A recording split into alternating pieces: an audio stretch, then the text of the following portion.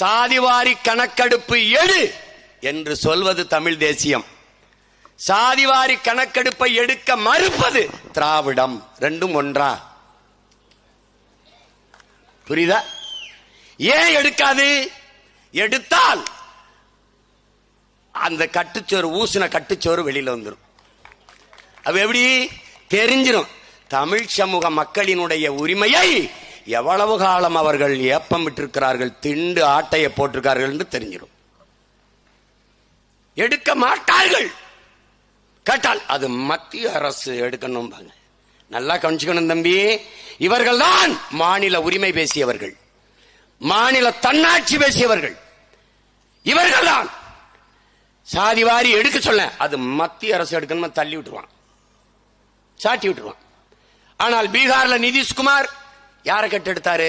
அவர் பெரியார பேசல, அவர் சமூக நீதி பேசல, ஆனால் எடுத்தார். இப்ப தெலுங்கானாவில் எடுத்துக்கிட்டு இருக்கான். தெலுங்கானால எடுத்துக்கிட்டு இருக்கார். அங்க பெரியார் பேசல, அங்க அண்ணல் அம்பேத்கர் அவங்க பேசல. அங்க சமூக நீதி, சமூக நீதி, நாங்க சமூக நீதியின் காவலர்கள் என்று பேசல. அவை எடுக்கிறான். இது சாட்டி விடுறது, அடுத்த மேல பழிய போட்டு தப்பிச்சு போடுறது. இந்த இஸ்லாமிய சிறை கைதிகள் விடுதலைன்னு பேச ஆளுநர் கையெழுத்து போட மாட்டாருங்கிறது. அவர் போட மாட்டாருன்னு தெரிஞ்சுதான் நீ அனுப்புற.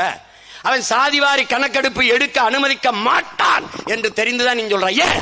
சாதிவாரி கணக்கெடுப்புக்கும் சமூக நீதிக்கும் நேர் எதிரான கோட்பாடு கொண்டது பிஜேபி, காங்கிரஸ். அதேதான் இப்போது அருமை சகோதரர் ராகுல் காந்தி நாங்கள் சாதிவாரி கணக்கெடுப்பு எடுப்போம் என நேத்தன் கட்சி ஆரம்பிச்சிருக்காரு. இனிமேதான் அவர் நாட்டை ஆள வரணும்.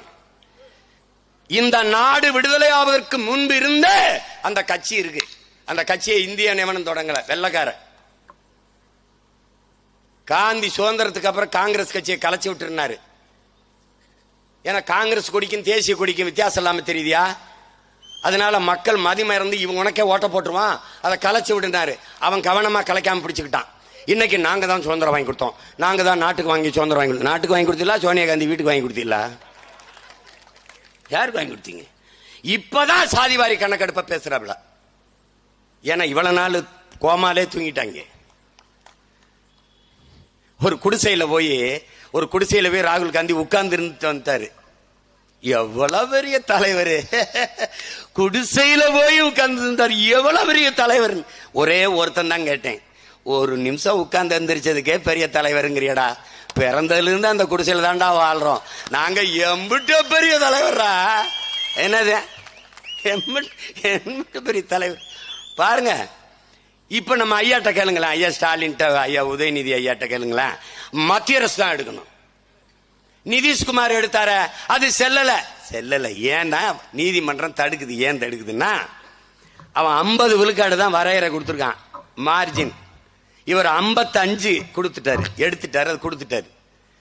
நமக்கு அப்படி இல்லை. ஏனென்றால் இங்க ஒரு படம் வச்சு பூ போட்டம் பாருங்க.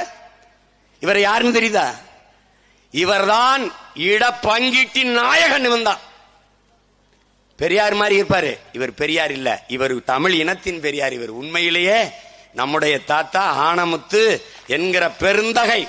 அந்த ஒற்றை மகனின் போராட்டம், புரட்சிகர போராட்டம், உழைப்பின் பயன்தான் நாம் எல்லோரும் இன்று அனுபவித்துக் கொண்டிருக்கிற இடப்பகிர்வு பங்கீடு என்பதை மான தமிழ் மக்கள் மறக்க கூடாது.